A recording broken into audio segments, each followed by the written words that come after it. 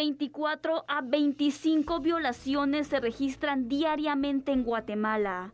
Así lo indicaron las autoridades del Ministerio Público, quienes señalaron que la mayoría de víctimas son mujeres y niñas, pero en un pequeño porcentaje también hay niños. Los principales agresores son los padres, padrastros, abuelos, tíos y demás familia. Hemos tenido que desde más o menos de octubre para la presente fecha, y especialmente en los últimos meses, un incremento de lo que teníamos en el 2019, de 19 violaciones diarias. Ahora tenemos registros de 24 y 25 diarias en los. Esto es preocupante. También lo vemos como cierta incidencia el COVID, el confinamiento. La entrevistada explicó que las violaciones también se dan en otros entornos, por ejemplo en el transporte público, ya que cuando las unidades se quedan vacías, las mujeres son violadas. Añadió que los departamentos que presentan la mayor cantidad de abusos sexuales son Guatemala, Quetzaltenango y Alta Verapaz.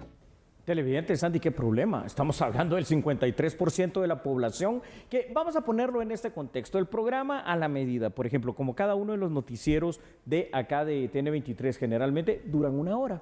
Nosotros duramos 1 hora al aire y durante ese tiempo por lo menos una mujer va a ser violentada sexualmente. O un hombre, o un niño, o una niña. Y parece ser que no hacemos nada, es decir, hasta si de verdad esto no lo frenamos, en 5 años esto ya no va a ser el número de 1, va a ser el número de 2 y así va a seguir en aumento. ¿Sabes qué es lo más triste?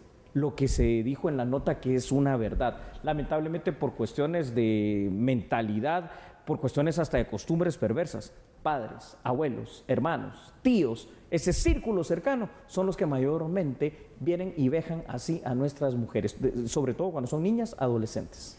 Hay varias situaciones que no logramos entender, Julio, como por ejemplo situaciones en las cuales, bueno, el papá, un abuelo, viola a una niña, a una menor de edad, porque se piensa entonces que así debe iniciar su vida sexual. Por favor, como que si cada persona no es dueña de su cuerpo y puede decidir qué hacer y a qué edad también comenzar con su actividad sexual, con su vida sexual.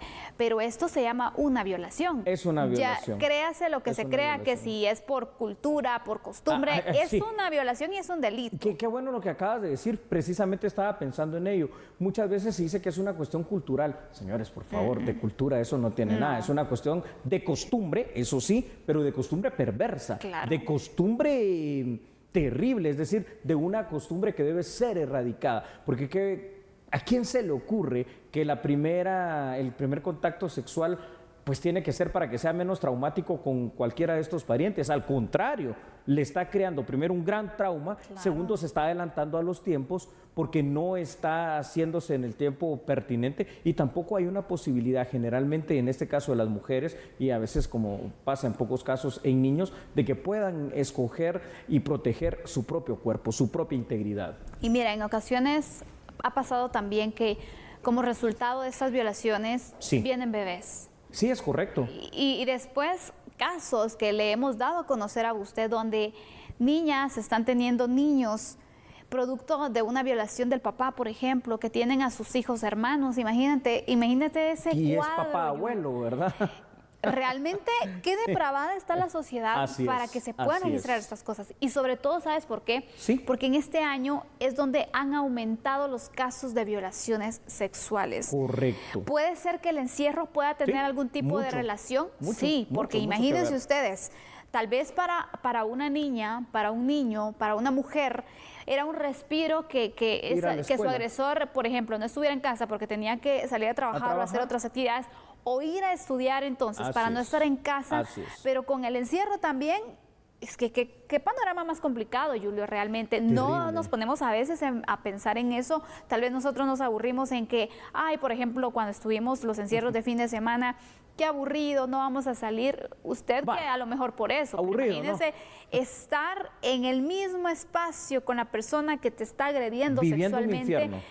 Dios santo, por eso también vemos los casos de suicidio, Julio. Así es, Andy, viviendo un infierno, viviendo esta situación. ¿Y sabes qué es lo peor antes de ir con los datos? Que generalmente cuando esto sucede, quien menos a veces termina creyendo la versión de las niñas, de los niños, termina siendo la propia madre. Es una cosa terrible, ¿no? La negación de una cuestión para invisibilizarlo. Vamos con datos, por favor. Ahí en pantalla los tiene. El artículo 173 del Código Penal reza esto, Sandy: quien con violencia física o psicológica tenga acceso carnal, vía vaginal, anal o bucal con otra persona, o le introduzca cualquier parte del cuerpo o algún objeto por cualquiera de las vías ya señaladas, u obligue a otra persona a introducírselos a sí misma, será sancionado con pena de prisión de 8 a 12 años, que por cierto me parece una pena muy corta, he de decirlo, ¿no?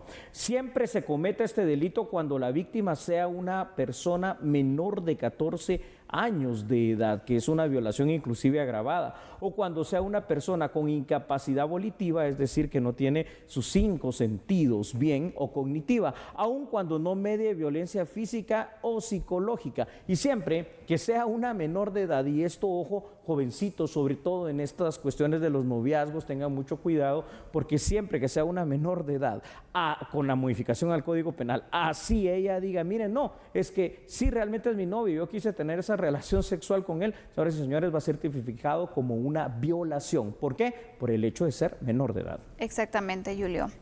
Mira, hay otra situación que también nosotros como sociedad podemos apoyar, sí, Sandy, y es el hecho de no pues señalar a la víctima de una violación. Sí, señalemos al violador, porque él es el que está actuando mal, no la persona que ha sido víctima de este acto deshonesto. Sí. Porque también esa es otra situación, Julio. A veces no se denuncia porque, bueno, todos se van a enterar.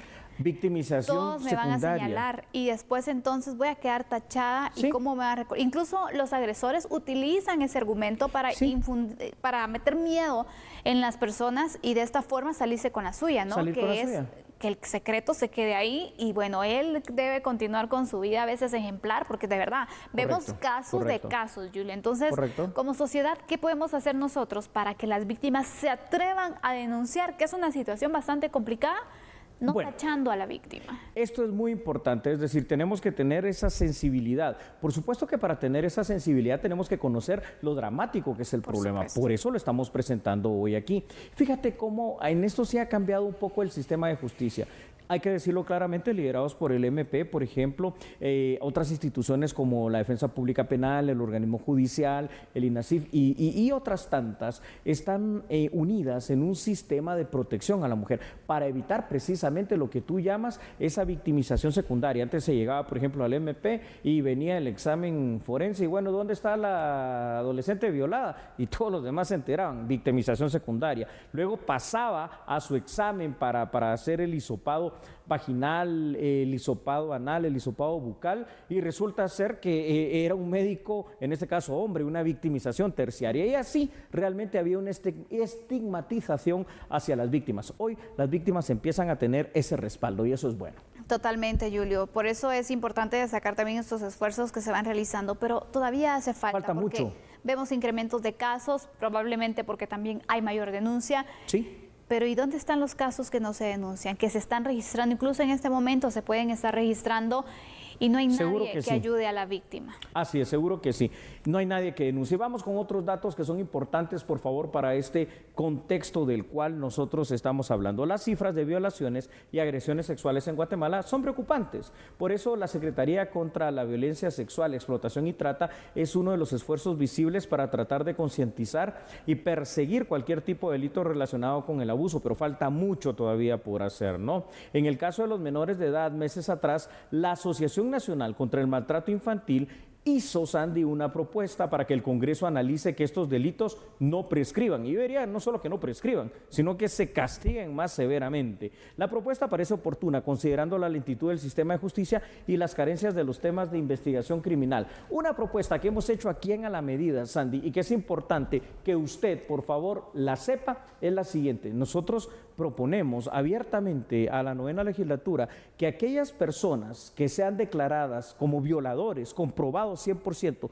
fehacientemente en todas las etapas del proceso penal, se les aplique o la castración química o la castración quirúrgica, ¿verdad? Quirúrgica, así es, porque esto ya no puede seguir pasando. De lo contrario, esto no se va a arreglar, Sandy. podría ser un escarmiento para estas personas que arruinan la vida de los demás sin importarles, solo por satisfacer su morbo. Perturbaciones, Julio, es que no sé cómo decirle. Su enfermedad. Claro, y sobre todo también, pues imagínate, es un problema que tampoco se trata, ¿no? Sí, que deciden hacerle daño a alguien lejos de ver entonces por qué se tienen esos pensamientos. Sí.